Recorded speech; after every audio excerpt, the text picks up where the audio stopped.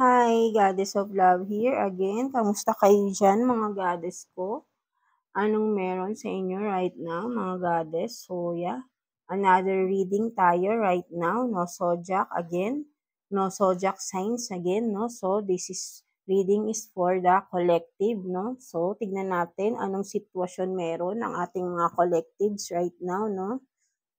Take what's resonate lang here, no? So, tignan natin anong sitwasyon ang meron sa ating mga collective right now na maybe you need some no, clarity or whatever, no? Kung ano man itong sitwasyon nyo right now. So, tignan natin anong meron sa inyo right now, collective.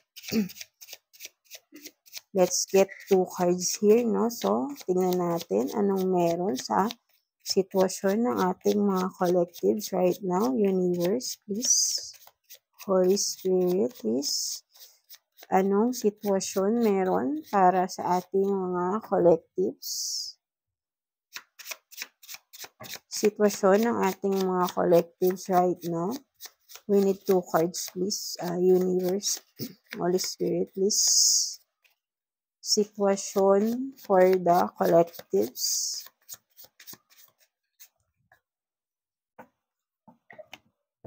Anong merong sitwasyon sa ating mga collectives right now?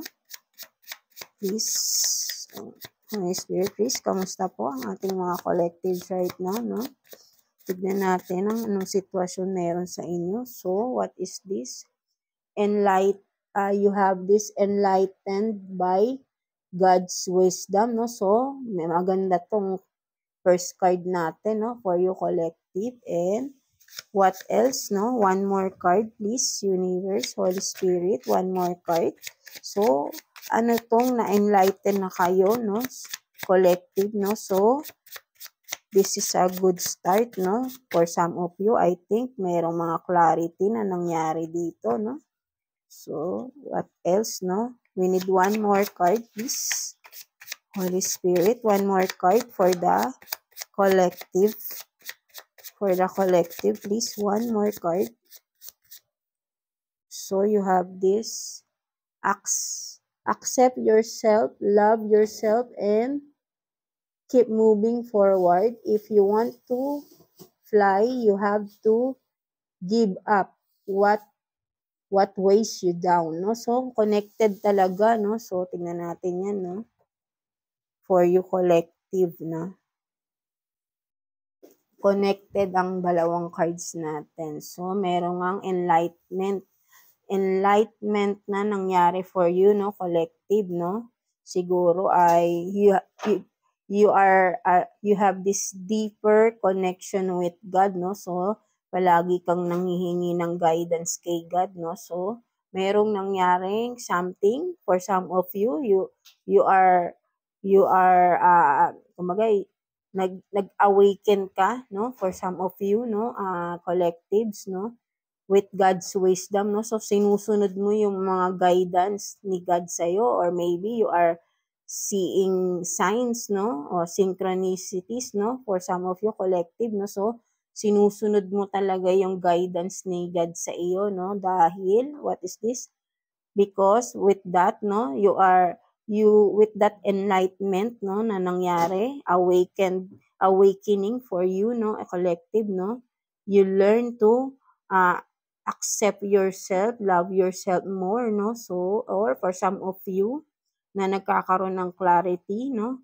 Clarification, enlightenment sa inyong kung ano man itong sitwasyon na meron kayo right now, no? So, nagkakaroon ng enlightenment, no? Nagkakaroon ng literal na kaliwanagan sa mga pangyayari sa paligid nyo, sa buhay nyo right now, whatever you are in, whatever situation you are in right now, no, collective, no? So, nagkaroon kayo ng awakening, na enlightenment kayo, kumaga, yun nga, nagkaroon ng clarity, or you are seeking clarity pa sa mga nangyayari sa buhay mo right now, no? So, parang ito sinasabi sa'yo, no? Na just accept yourself, no? accept yourself more, love yourself more, no? So, maybe for some of you, you are in the process of healing pa, no? So, self-love, self-care, no? For some of you, no? And that's good for you, no? So, continue mo lang yan. Continue healing, no? Collective, no? Kung dumadaan kayo sa ganitong sitwasyon right now, no? So, kung makikita mo ay with this enlightened by God's wisdom, no? So, natutuwa sa iyo si God right now dahil sinusunod mo siya, no? Sinusunod mo kung ano man 'tong mga nakikita mong signs, ano man itong mga guidance, for some of you, maybe may mga downloads kayo na nare-receive, no? For some of you, and your intuition is on point, on point, no? Right now, no? Collectives, no? So, magandang sign ito, no? For you, for the changes, no? You are in the road na going to a new beginning of your life right now, no? So, ito yung nakikita ko rito because you have this moving forward, no? So, ang sinasabi rin dito sa iyo na if you are really ready for this new beginning, sinasabi sa iyo dito, 'di ba? Sinasabi sa iyo rito, collective, no? If you are ready now, and I think you are ready now for some of you, no? Kung ano pa yung mga nagpapabigat sa iyo, ano pa yung humahadlang sa iyo right now na para mag-move forward, para ito nga, 'di ba, sinasabi is if you want to fly, you have to give up whatever weighs you down. So it means to keep moving forward for you able to fly, no, right? No, so for you able to move forward, pursue your dreams, whatever it is, kayo lang din nakakaalam nito, collective, no? You have to give up na kung ano yung nagpapabigat sa'yo. Dahil hindi ka makakalipad kung meron kang daladalang mabibigat, mga baggages, something like that, no? Whatever it is, kayo lang din nakakaalam nito kasi you are in your divine, 'di ba? You are following your intuition, you are following divine's wisdom, God's wisdom, and of course, you know na kung ano man itong whatever it is that weighs you down, no? So, sinasabi sa iyo rito, for you to be able to pursue your dreams, no? Pursue what it is na kung kayo lang nakakaalam nito, no?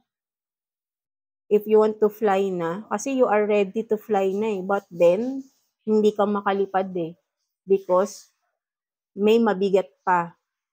And you are, the universe is advising you na to give up what weighs you down, no? Ano yung humihila sa'yo pababa ay bitawan mo na. So, ayun ang sinasabi sa'yo dito ni universe. Excuse, no? So, whoever you are, collective, no? So, take what's resonate for you, no? So, ikaw na lang din nakakaalam nito, right? No? So, whoever you are na hindi pa makausad-usad, but then you are feeling you have to move forward na, no? But then, hindi mo magawa dahil may humihila pa sa'yo pababa, may humihila pa sa'yo para hindi lumipad. May nakakapit sa'yo, collective, no? For some of you, I don't know what is this, no? Maybe environment, pwedeng sinasabi dito na kung ito ay iyong comfort zone, you have to get out of your comfort zone, no? For some of you, collectives, no? Kasi hindi mo magagawa yung dapat mong gawin if may nagpapabigat, right? No? So, kung ano yung nagpapabigat sa'yo para hindi ka makalipad is bitawan mo na raw. No? So, yeah, ito na yung sinasabi sa'yo, collective, no? So, yeah, whatever na kung ano man ito, ikaw lang din nakakaalam nito for you, collective, no? So, you are on your, you are in your, kumbaga parang nasa ka na nasa hagdanan ka na paakyat no, right, no? malapit ka na siguro, I think, nag-i-step up ka na no? Nag-i-step up ka na towards your dreams, your goals, whatever it is na gusto mong ma-achieve, or whatever it is na kung ano man ito, ikaw lang din nakakaalam nito, no? Collective, no? So, kung anong sitwasyon ba ito na dapat mo na, maybe there is a situation right now sa buhay mo, kailangan mo ng bitawan, 'di ba? Kasi hindi ka makakausad pag may hindi ka bibitawan, no? For us to be able to have a new beginning, kailangan magkaroon ng space para sa new beginning. Hindi tayo magkakaroon ng new space kapag yung dapat bitawan ay nandyan pa rin. Kasi walang space para sa new beginning. Yung mga past kailangan bitawan para magkaroon ng new beginning, no? So, ayan ang sinasabi sa'yo rito, collective, no? So, yeah, that's it, no, collective, no? I hope naka-resonate ka rito, no? So, ito, I think this is a specific message for some of you, no? Collective, no? Kung sino man ang nasa ganitong sitwasyon right now, no? So, yeah, that's it, no, collective. So, I hope naka-resonate ka dito and you got a message, no? A confirmation na you have to give up whatever weighs you down, no? So, hindi ka makakalipad kung may humahatak pa sa'yo pababa, no? So, ikaw na rin din nakakaalam kung ano man ito, no? So, yeah, that's it, no? So mag-ask ka lang. So, kumbaga ito kasi si God na yung nag-aano sa'yo 'di ba? Binibigyan ka na ng signs, no? Every day, He is giving you signs na kasi you are ready to fly na, but then walang space for you to this new beginning dahil hawak-hawak mo pa rin ang past, no? Something like that, no? So, yeah, that's it for you, collective.